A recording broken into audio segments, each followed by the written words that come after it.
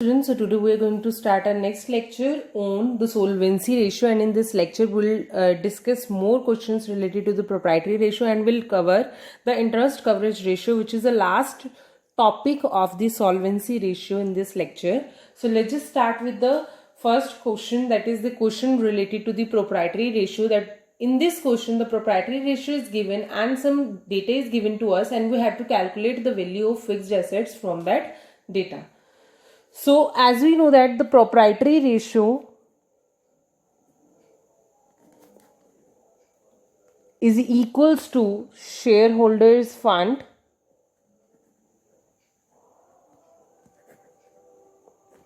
divided by total assets,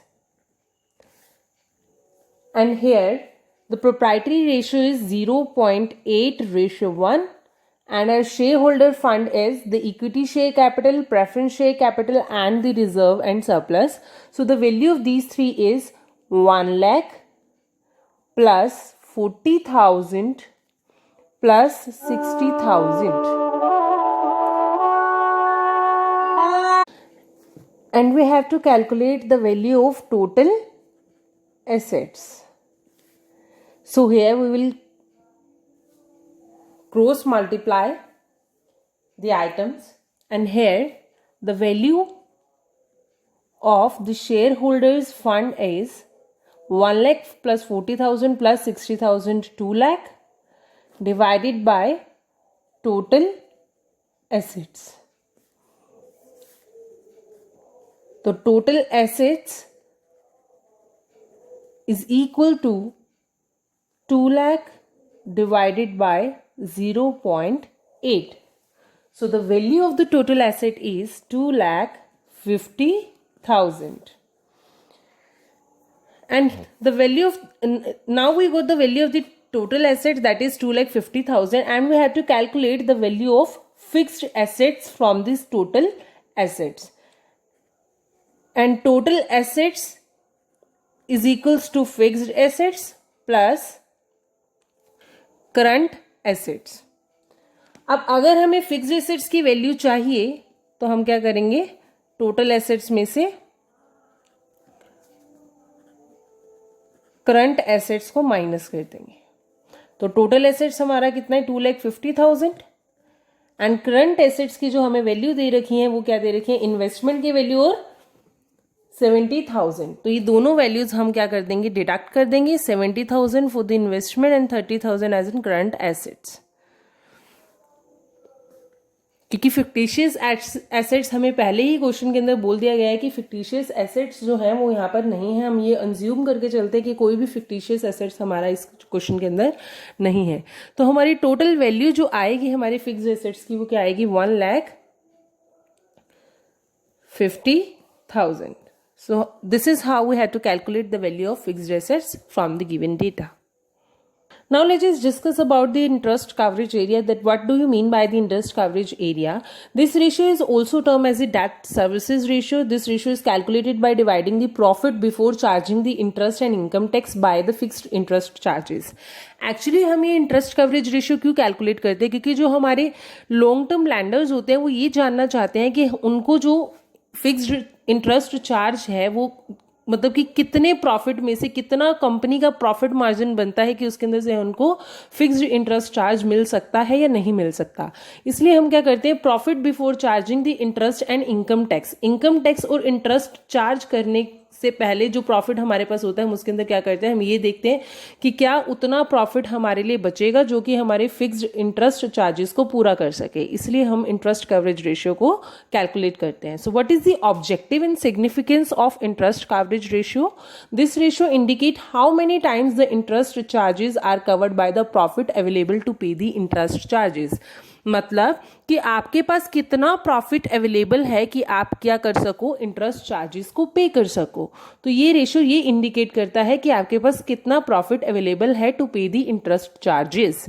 This ratio helps the long-term lenders to find out whether the business will earn the sufficient profit to pay interest regularly or consistently. ये ratio ये भी जानने में मदद करता है कि क्या बिजनेस इतना सफिशिएंट प्रॉफिट अर्न कर रहा है कि वो उन्हें इंटरेस्ट रेगुलरली पे कर सकता है या नहीं कर सकता। और यही रेशियो जो है ये इंडिकेट भी करता है that what is the margin of safety for the long term lenders. Long term lenders के लिए मार्जिन ऑफ सेफ्टी कितनी है ये रेशियो यही इंडिकेट करता है। And higher the ratio more secure the lender is in respect of the payment of interest. अगर ratio ज़्यादा होगा तो लेंडर्स जो होंगे वो भी सिक्योर रहेंगे, उनको भी ये रहेगा कि उनको जो पेमेंट है इंटरेस्ट की वो टाइम टू टाइम कंसिस्टेंटली मिलती रहेगी। If profit just equal to the interest, अगर वो प्रॉफिट इंटरेस्ट के इक्वल है then it is unsafe position for the lender as well as the company. ये लैंडर के लिए भी अनसेफ है और कंपनी के लिए भी अनसेफ है, क्योंकि उसके बाद मतलब अगर प्रॉफिट इक्वल है इंटरेस्ट के लिए, इंटरेस्ट तो सारा का सारा डिवेंचर्स और लॉन्ग टर्म लैंडर्स को ही दे दिया जाएगा, उसके बाद शेयर होल्डर्स के लिए कुछ नहीं बचेगा। इसलिए अगर प्रॉफिट इक्वल टू इंटरेस्ट है तो ये क्या है, एक अनसेफ पोजीशन है लैंडर्स के लिए भी और कंपनी के लिए भी। इंटरेस्ट कवरेज रेशियो अगर 6 to 7 टाइम्स अगर हो आपका, तभी वो कंसीडर किया जाता है कि वो अप्रोप्रिएट है। It also indicates the extent to which the profit can decline without in any way affecting the firm's ability to meet the fixed interest obligation. मतलब इसमें क्या है, ये इंडिकेट करता है कि प्रॉफिट अगर थोड़ा बहुत डिक्लाइन हो भी जाता है फिर भी वो क्या करेगा, फर्म की एबिलिटी को इफेक्ट नहीं करेगा। अगर वो 6 to 7 टाइम क्या है ज़्यादा है तो भी वो अप्रोप्रिएट माना जाता है, अदरवाइज नहीं। तो this is the theoretical portion of the interest coverage ratio and will cover the practical portion in this lecture. So here the data is given to us and we have to calculate the interest coverage ratio according to this data. And हमारा जो interest coverage ratio होता है वो हम किस तरह से calculate करते हैं? Interest coverage ratio is equals to profit before charging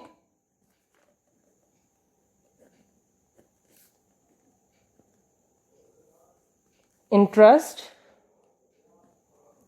and tax divided by fixed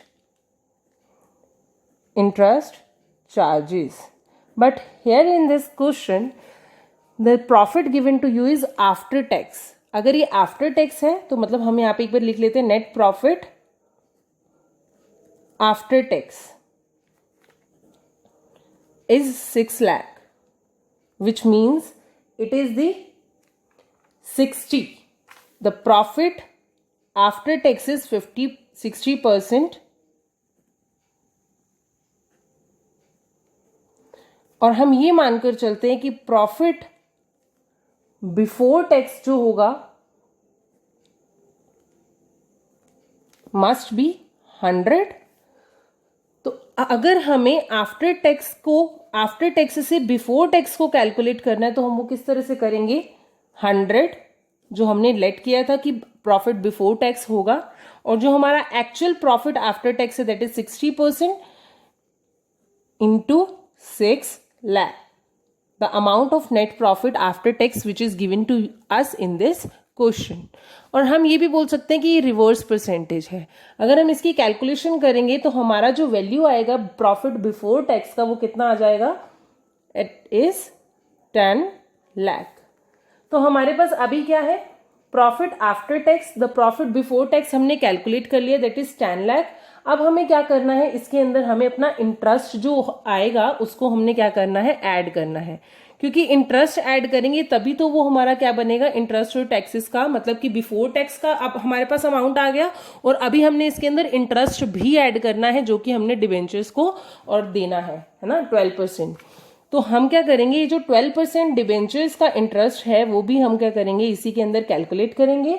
तो डिबेंचर्स जो हैं वो कितने के हमारे कंसीडर किए जाएंगे, 40 लाख की डिबेंचर्स हैं, 12% का उनके ऊपर इंटरेस्ट, तो 40 लाख का 12% which is 4,80,000।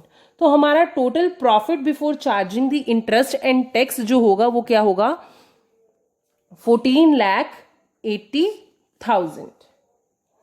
Now we have to calculate the interest coverage ratio.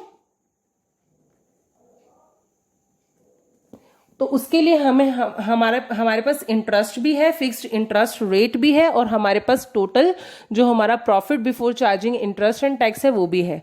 तो कितना है टोटल 1480 डिवाइडेड बाय 4,80,000, तो ये कितना 3.08 टाइम्स।